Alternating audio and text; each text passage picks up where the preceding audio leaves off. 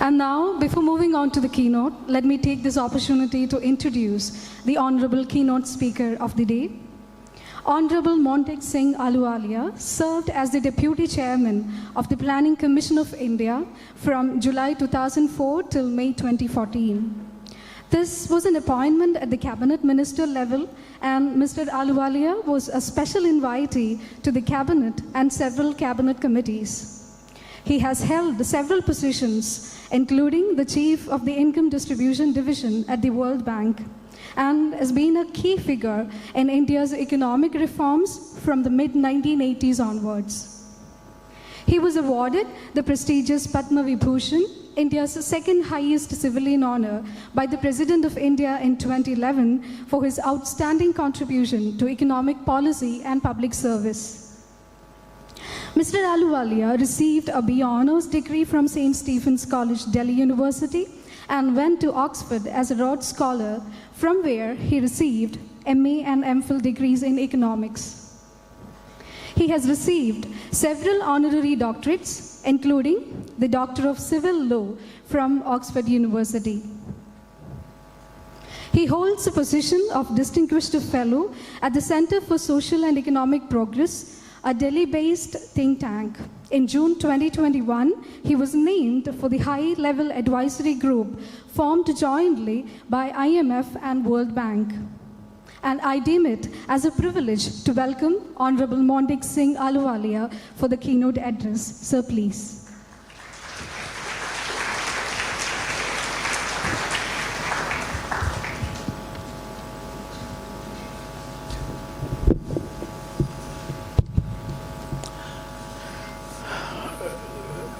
Reverend Father Dr. Varghese Parecattil, Reverend Father Dr.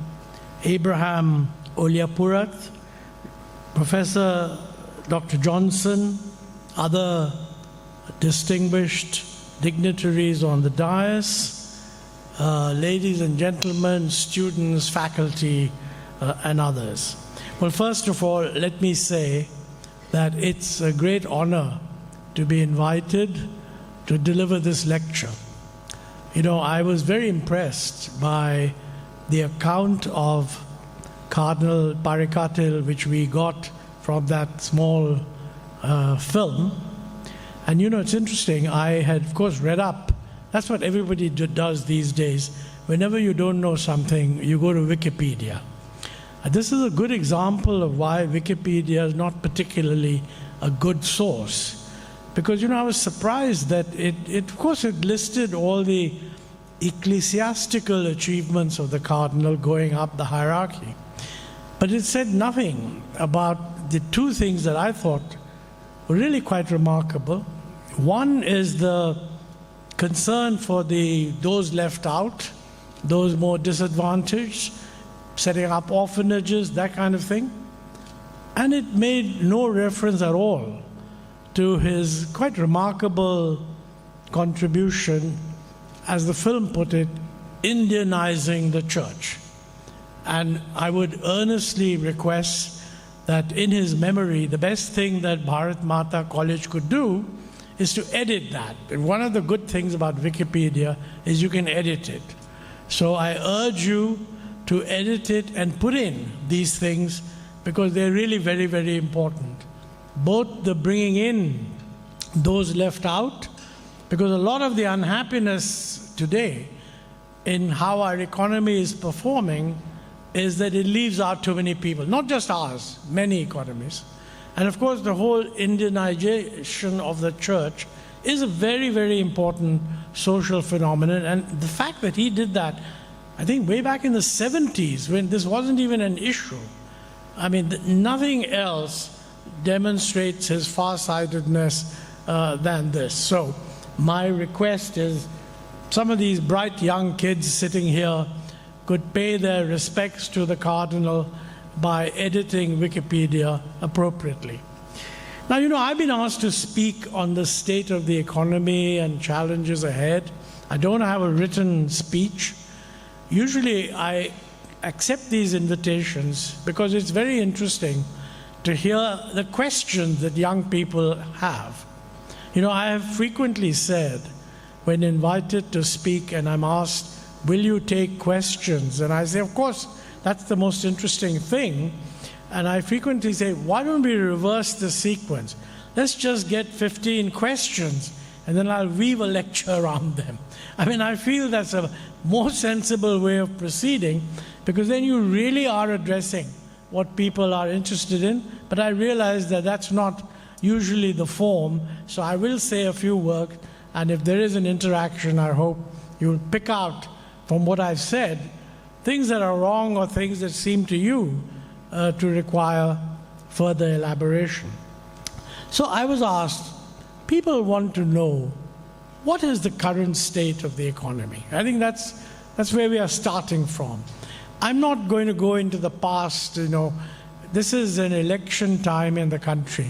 So you will have a lot of discussions about who did better, who did worse. And I mean, the nice things about elections is that they are hotly contested. You know, democracy is not wrongly called a consensual form of government. It's actually a very contested form of government. So you'll have enough as the election fever mounts of good things and bad things. I'm not going to go into the past. I really want to look ahead. And all these issues will come up as we look ahead also. And the first step is the current state of the economy. Well, I would say very briefly that by most conventional indicators, the Indian economy is in reasonably good shape, particularly considering the state of the world and considering what other economies are going through. This is actually the result, in my view, of a long process of structural reform and policy reform, which began in 1991, and it has led to an economy that is able to manage itself quite well. The newspapers tell you that the growth rate is now, this year, is expected to be around 7%. Others say, well, you know, these things get revised downward. But even those who take a more pessimistic view would say that it'll probably end up being 6.5. Now, you know, if you just want to know how's the economy doing right now, and you want to focus on GDP growth, then 6.5% would be quite good. Most other countries are doing much worse, and that's why we are described as the fastest growing economy in the world. Principally because the Chinese economy, which used to set the pace, has slowed down very dramatically and is not likely to recover very quickly for a variety of reasons. But I must emphasize that just because we grow faster than China doesn't mean we're closing the gap. The Chinese, since 1990, have been growing much faster than anyone else, and certainly much faster than us. So the per capita GDP, which is a kind of a measure of the average level of living in China, is about 5 times that of India, 4 to 5 times, depending on how you calculate it. So if we grow a little faster, I don't think that's the same thing as saying we've overtaken China. Sometimes I hear that said. But still, it is from where we are, it's a good performance. I think you can say that the Indian economy did well in managing COVID. We were very badly hit, worse than others, but we recovered fairly quickly, and right now we seem to be doing better. But that's only one dimension. I think what people really want to know is the growth we are experiencing and also the growth we are likely to experience going to be something comparable. Now, you know, in terms of likely to experience, you have to ask yourself, what is the target that has been set? In the old days, the government used to set a target for growth every 5 years. In the Planning Commission, we would do it every 5-year plan. That is no longer being done, but there are broad indications of what is expected, although they are much longer term. I mean, for example, sometimes you hear a target like a $30 trillion economy by 2047. That is the 100th year of India's independence. Sometimes you hear that we should become a high-income country by the 100 years. That's the end of Amrit Kal, 100 years of India's independence. And you can work out what is the implicit growth rate to achieve that objective. Now that is not very easy, because when you're doing $20–30 trillion, it's not clear whether that's meant to be in constant dollar prices or in current dollar prices. And when you say high income, what is the cutoff level?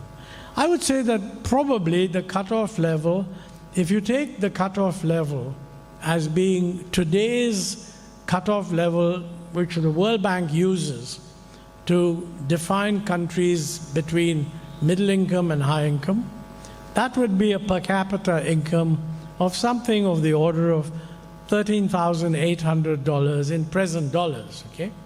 And our actual income at the moment in dollars is about 2,700. So you're really talking about a 5 to 6 times increase over a 25-year period.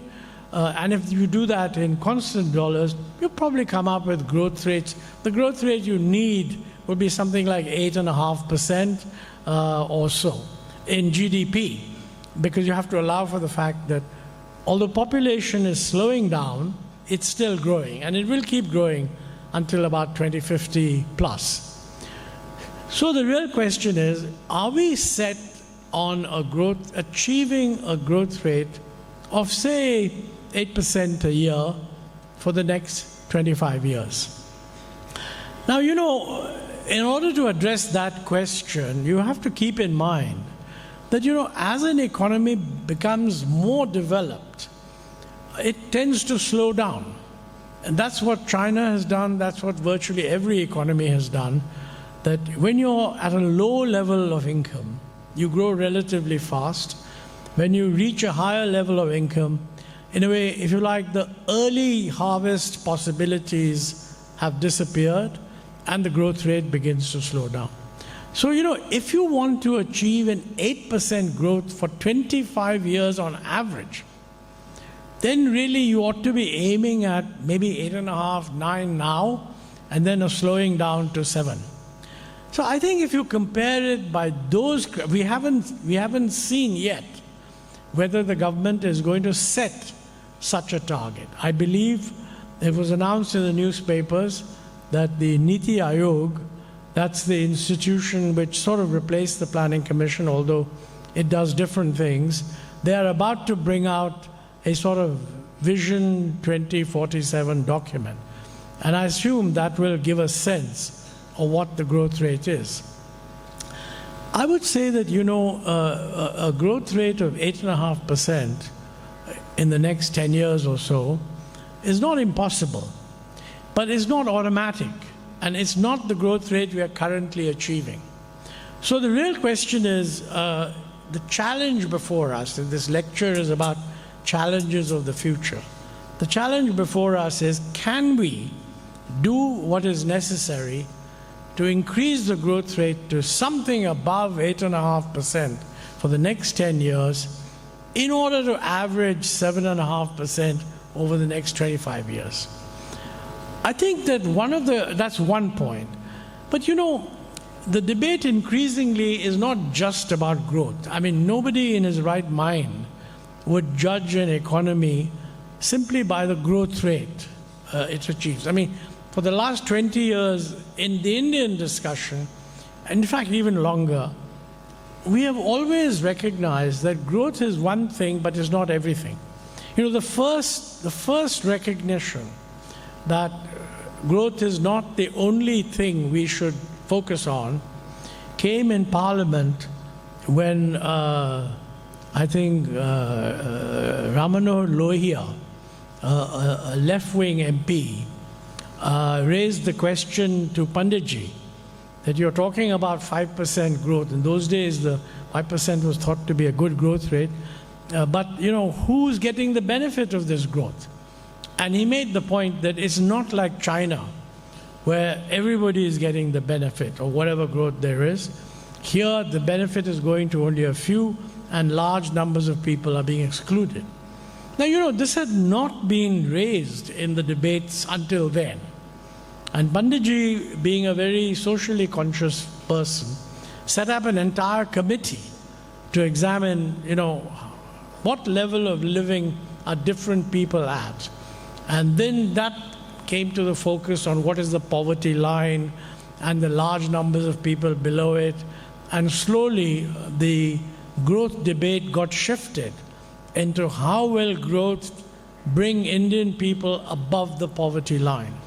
And in the early 1960s, the Planning Commission, or mid-1960s, the Planning Commission set up a group to make recommendations. And that group said that, look, we are so poor in terms of income levels in those days that we cannot raise the level of income of the vast majority of the people simply by redistributing. There isn't enough to redistribute. So we have to have higher growth. And they said that we should aim at 7% growth. This is in the mid-60s, by the way. And say, if we do that, a lot of the benefits will go down to the poor, but even then, some people will be excluded. So the recommendation was aim for a 7% growth. That will take care of many people, but 20% of the people will still be left below the poverty line. And if you want to bring them above the poverty line, then you have to have some special programs that look after their interests. So that, in a way, is the beginning of the idea that growth has to be supplemented with other things. Let me get a glass of water.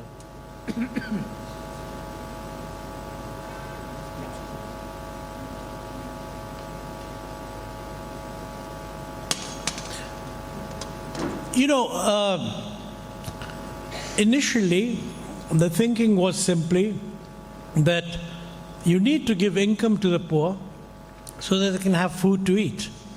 But we soon realized that, look, that is good, but what you really need is the state must do a lot more to develop what is called human capital.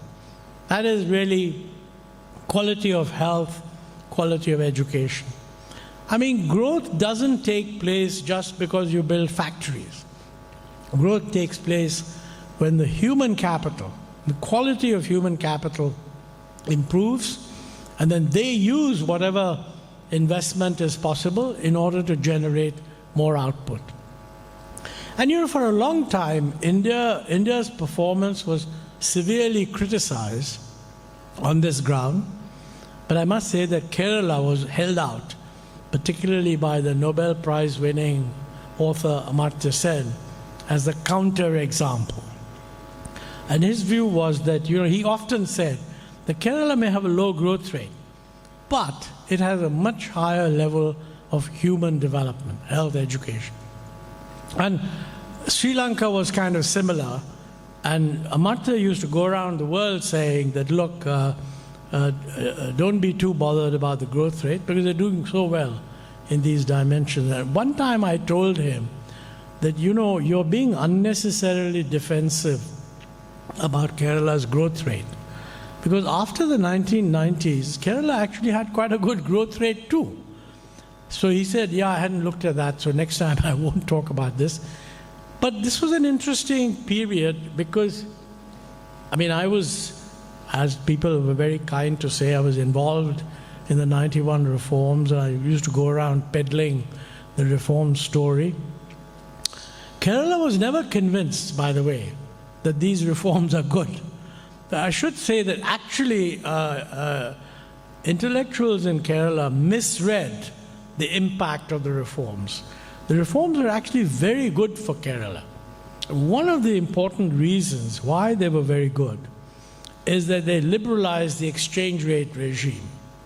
So whereas earlier the rupee was kept low for to keep industrial import cheap in India, which is not a good policy, and we changed it, brought in a more flexible exchange rate in the belief that this would actually create a more efficient industrialization. Kerala benefited from that because of the huge influx of remittances. Now, that didn't go to the government, it went to people. But the result was a boom in construction, lots of nice houses being produced, people coming back to visit their families, spending money here, restaurants increasing, employment increasing, etc., etc., etc. But it didn't lead to any factories being set up, that's true. But on the other hand, with the growth of education and the growth of demand for skilled labor, Kerala youth, being better educated, found it easier to get jobs abroad. In the longer run, Kerala could be, and probably still now doing that, an important center for relocation of IT and promotion of research, etc., etc. Now, I say this really to draw home the point that, at any given time, debates tend to be so fixated on one thing that changes that are going to have a very positive effect 10 years down the road are just ignored. And right now, if you look at Kerala, it would count amongst the states which have both a high per capita income, per capita GDP, also much better social development. I mean, somebody has recently done a piece sort of characterizing different states. And the best category of state to be in is where your per capita GDP is high and your human development indicators are also high. And that's actually, Kerala is one of the 4 states of which that's true. There are many others where human development is good, but per capita is not good. Per capita is good, but human development is not good. And then, of course, there are a core of states where both are not good. That's a really tough position to be in. But Kerala is very well placed. And I think a lot of that has to do with the successful human resource development.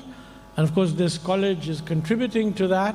So you can all take a bit of pride in that outcome. And I think that's a pointer to what we have to do ahead.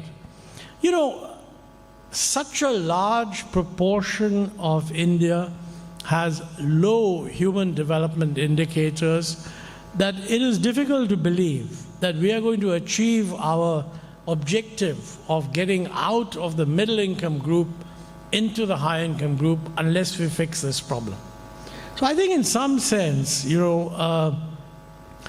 need a repurposing of the role of the state. And this is a continuation of the reforms of the 1990s. The state should not be interfering constantly in decisions that are best left to business. What is a good thing to produce, how to produce it, what technology to use, etc., etc. What the state ought to be doing is fulfilling its role in providing an environment in which there is peace and social stability, so everybody can concentrate on how to improve their lives, and also how to deliver good health care and good education. These are not things that can be done by the private sector. These are precisely the things that the state should do. And I think it's a fair criticism that we have tended to ignore these, and we tend, on the other hand, to do other kinds of things which are not necessarily, which the state is not necessarily good at. Now, why do we do that? I think this is where we have to go to the currency of politics. I mean, democratic government involves people appealing to the electorate to vote them in, and then sort of hopefully getting an endorsement of what they've done and getting elected again. It is very difficult to go to the people and claim credit for these underlying things. It's much easier to claim credit for freebies that you give. So as a result, if you look across the country, and I think it will be very interesting to see what the different parties, and by the way, all parties I think are guilty of this, to what extent are the different parties genuinely in a position of saying that, listen, government is a complicated thing, and we're going to provide an environment in which the basic things are getting taken care of, And as a result of that, the employment will grow. And as a result of that, you will have jobs. And if the growth is high enough, the wages will also rise, etc., etc. I don't find that anyone focuses on that. If the argument is employment, it's linked to reservation. Employment is low, what are you going to do for me or for my group? That is really, I mean, I realize that politicians have to play to the audience. I mean, that's the name of the game. But I think statesmanship, therefore, requires that you do what is necessary to win the vote. But deep down, you've got to realize that what you're going to be remembered for is not the freebies. You're really going to be remembered for whether you did some of the things that transformed the economy and enabled the economy to do a lot better. And right now, I would say that people are thinking of 3 or 4 things. Number one, build infrastructure. I think on that, progress has been reasonably good in the last several years. We need to do a lot more, especially in some parts of the country. But I think on infrastructure development, I would say for the last 20 years, this has been taking place in a reasonably good way everywhere. Okay, but again, when you're in a competitive world, it's not good enough to say things are better than they were. What people are looking at is, are they better than Vietnam? And I think on that we are not anywhere near. So that's one part. Second is, are we doing enough on educating and health? Now, frankly, here, there's a lot of discussion on this. Most of that discussion concentrates on the fact that the government doesn't spend enough on education and health, which is, by the way, true. I mean, in India, the government, let's say, most people think that, you know, if you want a good health outcome in a country at our level, then you need to spend about 4% of GDP. And most people think that of that, 2% should be by the government and 2% should be out of pocket by the people. That clearly the 2% by the government should be covering a lot of free health for the poor. The 2% out of pocket will be covering better quality, etc., which the rich will want. So the government expenditure on health has to go up from 1% to at least 2%. Similarly, in education, we're not doing enough to produce quality education. I mean, again, let's take China as a comparison. In India, research and development, the government is spending less than 1%, about 0.8% or so. In China, they spend 4%. Now, a lot of the problems that we have, raising agricultural productivity, making it possible to produce things without pollution, all of this, better seeds for our crops, all of this is going to come from actually high quality research. Now, while it's true that the government is not spending enough, I don't think it follows that all we need to do is to increase government expenditure, because the way it's spending it is equally important. And I think that this is something that is largely neglected, that if you don't actually spend money well, and just spend money, you will get a lot of kids in school, but they won't be learning very much. You know, Kerala is a very good example here also, because Kerala had much the best educational enrollment features over any of the other states. But you know, Kerala didn't rely on government schools. I mean, 50% of students in Kerala go to private and aided schools, whereas the thrust elsewhere has been education is low, Amartya Sen says we must spend more money, therefore build more public school. Maybe you need to encourage a lot of more private schools which are aided and give them the money, they can do a better job of it. This is highly controversial. Whenever I give this lecture, if there are any school teachers present, they will completely disagree with what I'm saying. and they'll view it as some kind of undesirable injection of foreign ideas. But it's not foreign ideas. If in UP people were to look at Kerala and say, what did these guys do? Well, we're not doing. The answer would not be that they had more government schools. The answer would be that they had good schools. So the question is, what is it that makes for good schools? Now here, quite frankly, as an economist, I'm not qualified.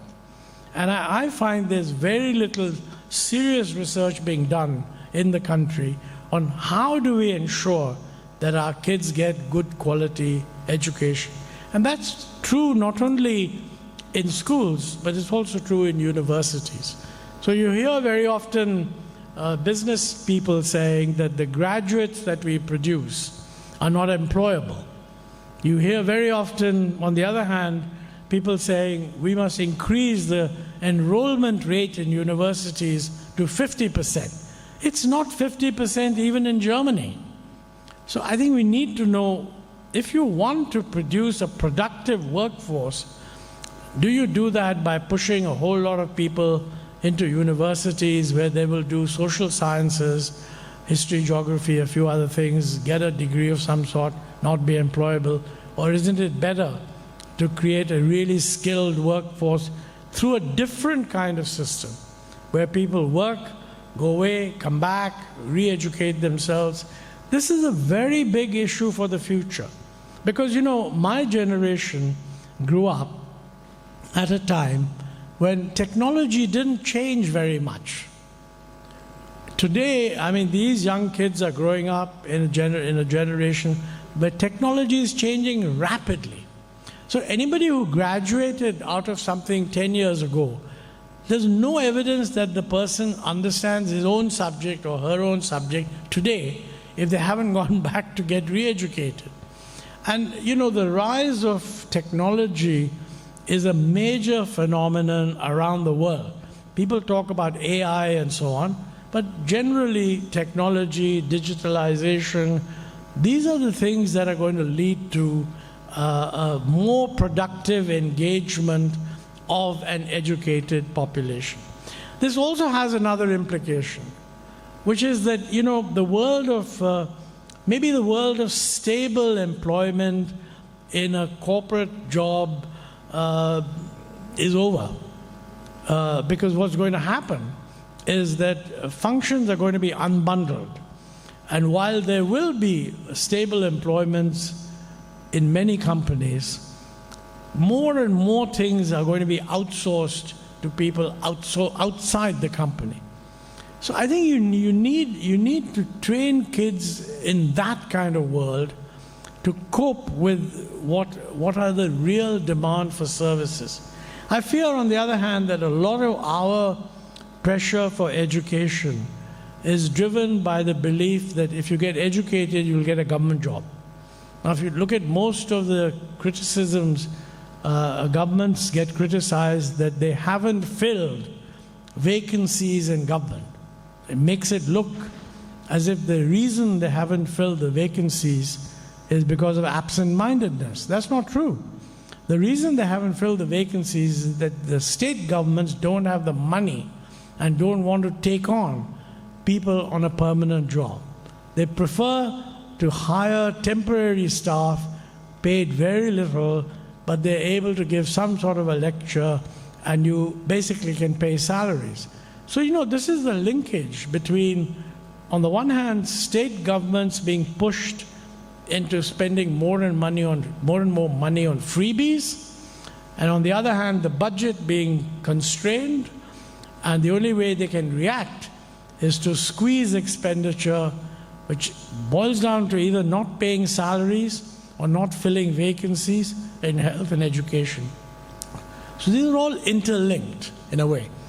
And there's no question that the solution to these problems has to come from faster growth, because it's the faster growth that will generate the revenues that will enable the system to function. But a politics in which a lot of the revenues generated leak out immediately into freebies is not a politics that's going to lead to delivery by the government of the things that are really the job of the government. I think this is one of the key things, and I'm not sure how we can solve the problem, but I just feel younger people, when they get a chance to ask politicians questions, should question them on these things. You know, otherwise it's very easy to please people by saying, I've got this scheme, I've got the other scheme, etc. It's the policies which actually determine how the economy is going to be, not these individual little programs. Now, let me touch on one other fact. I mean, two other factors. One is that increasingly, people are now saying that, look, the GDP metric doesn't work because it doesn't address the question of what's happening to inequality.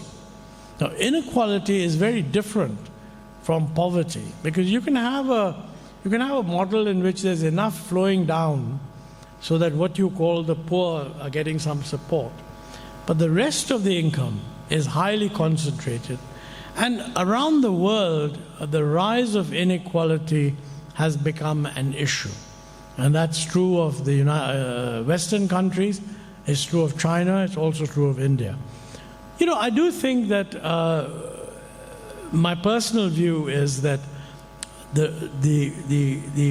reducing the poverty level is much more important than fighting inequality by itself. Second, for a country like India, which is developing and new industries are coming up and the skilled people are more mobile in the globe, some increase in inequality is actually unavoidable.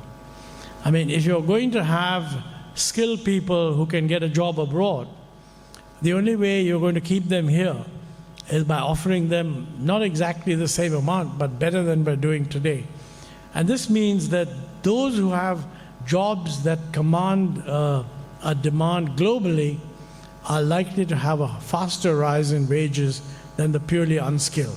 I mean, the solution is to have more people in this category, which is what ties up with education. But one consequence of that is that inequality will increase. But you know, extreme inequality, I mean, the focus today around the world is not on whether the share of the top 20% has gone up or not gone up. It has.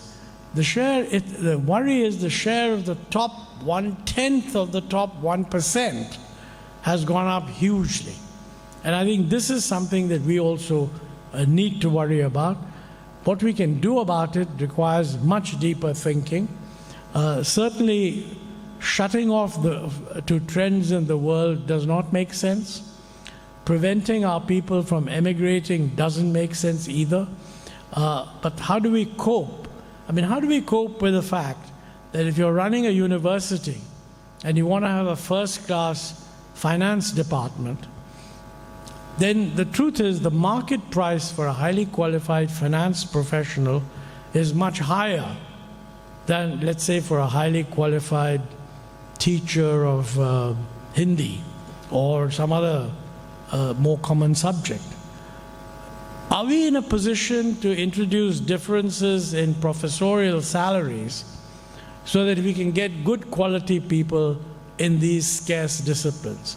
I mean, if you want to teach AI and you want to have a good quality person teaching AI, you have to pay that person more than what you pay the professor of poetry or the professor of history. But you know, in a university, it's very difficult to make this point, because universities also have a tradition of equality, and this is something where European universities differ from American universities. American universities have no problems. Now, interestingly, the Chinese also have no problem. I mean, I remember going to Beijing way back in 2010, I think, and I asked our ambassador, then Mr. Jaishankar, who's now our external affairs minister, I said, I'd like to talk to someone in the Singh University to learn how are they getting all these. They had 1,000 scholars program, and they just said that, look, we want to get 1,000 Chinese scholars from abroad to come back to China and teach, because we want to improve the quality of our education. And it seemed to me that we could do the same thing, because we have an equal number of scholars abroad. So I asked him, how do you do it? He said, it's very simple. He said, first, we decided what are the subjects we want to upgrade. So we're not interested in Chinese history, we're not interested in economics, we're not interested in geography. That is being taught and well enough. But we're interested in these scientific disciplines where China wants to take a lead. Then we make a list of who are the Chinese scholars in each discipline which fall at the very top. Then we approach them and said, look, you want to come to China? And we negotiate the salary they want. I mean, they're willing to take a cut from their American salaries, but they won't come on Chinese salaries. So I said, but how do you bring them back? Don't the local professors object that here is this Johnny come lately and he's getting twice my salary and I've been working hard? And many of them would say that we were in the same class together, it's just that he went to America, etc., etc. And he said to me, Mr. Ahluwalia, you have to learn to distinguish a dragon from a fish. Now, this is very kind of frank acceptance that some things you just have to do. Whether we are able to do it or not is a really big question. I don't think that none of our state universities can do that, because they are guided by, a professor has a certain salary and that's it. But we need to think, if we really believe that our universities at the moment do not have the best talent, what is the solution? So some of these questions are, they're not politically sensitive in terms of high politics, because they're sensitive to all political parties. But yet if they don't actually address the issue, it's not going to be the case that they'll solve the problem. Let me, in the last few minutes that I may have, talk a bit about climate change, because that's something I've personally been taking a lot of interest in. And frankly, it is an area now where people in India are aware that climate change is happening. We see that in our own personal experience. You saw what happened in Chennai as a result of the floods. There would be other examples that you can give about Kerala. Virtually every state, there are examples of extreme events which lead to all kinds of consequences. And the current science says that if the global warming continues to take place, let me say that we have, as a result of international agreements, all countries have taken some steps. So it's not the case that the world is hurtling towards destruction without doing anything. What is the case is the world knows that destruction is there and it's not doing enough.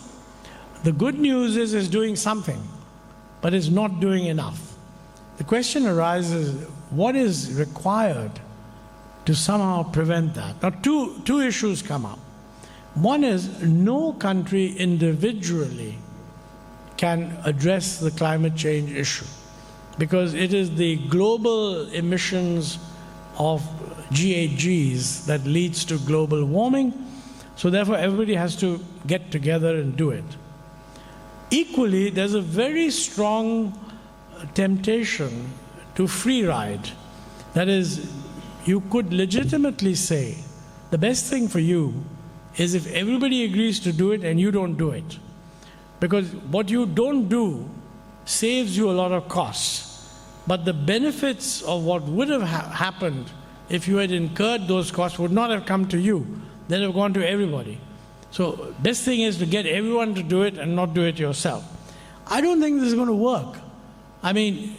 Countries will be forced to demonstrate their seriousness. So in India, that really means that, for example, massive increase in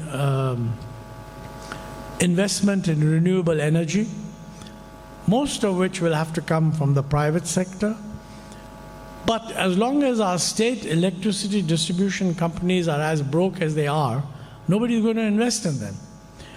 The only way people are investing in them is that the state governments are giving guarantees. That is only making the implicit debt problem worse. We just have to stop loss-making public sector-owned discoms. Now that means realizing that the extent to which you can give free electricity is limited. I mean, of course, you can target some groups. I would even say that, you're better off giving a direct cash subsidy to identified groups that you need to give cash subsidies to. But the idea that you can somehow avoid everybody paying a higher cost of electricity if you're forced otherwise to go to more expensive ways of generating electricity is simply not viable.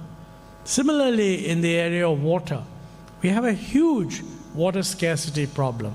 I mean, the water we have is the same as it was when the population was 250 million. It's now 1.4 billion.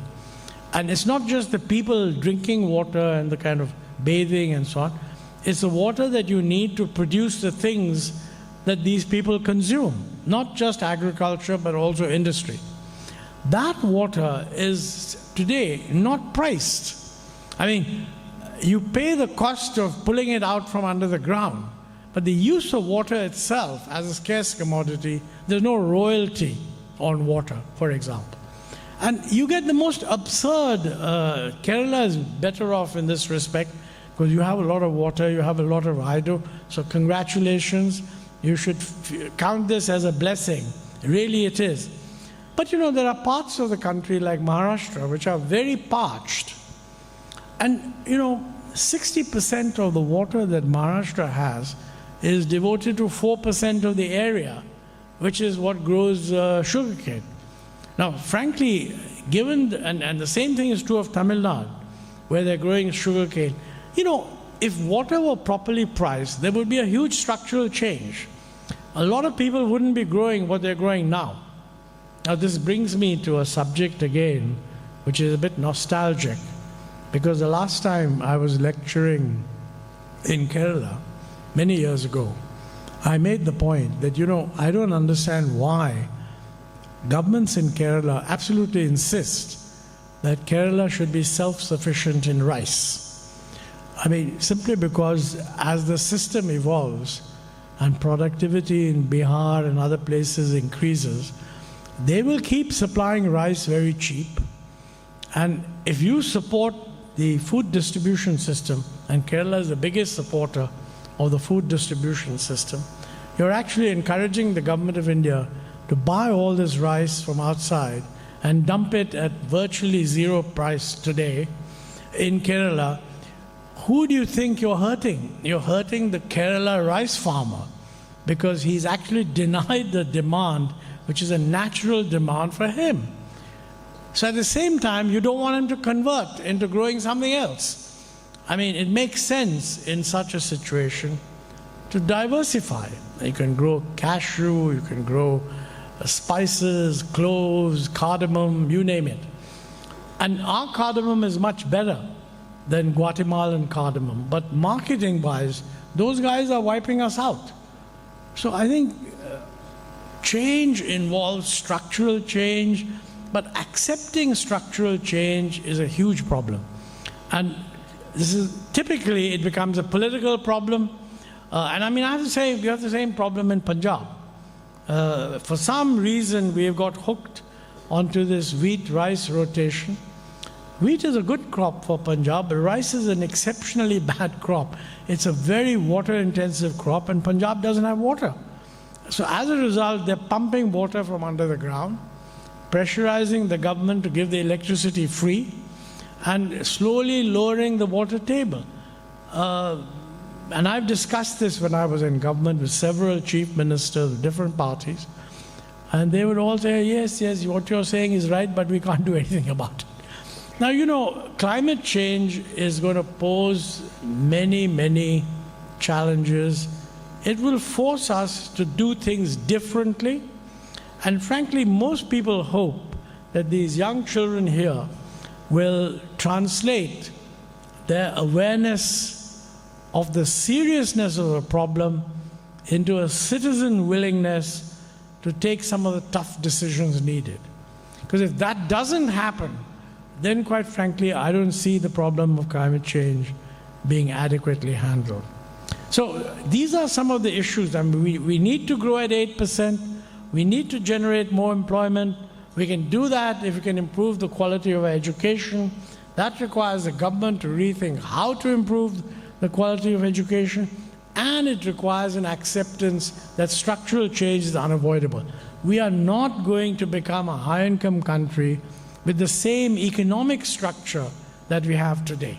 In fact, the whole point about becoming a high-income country is the structure of demand changes. And the system must support that changing structure. Well, thank you very much for listening to me. It's a great pleasure being here. And I do hope you will go into the Wikipedia and edit the Cardinal Joseph Parecattil entry over there. Thank you.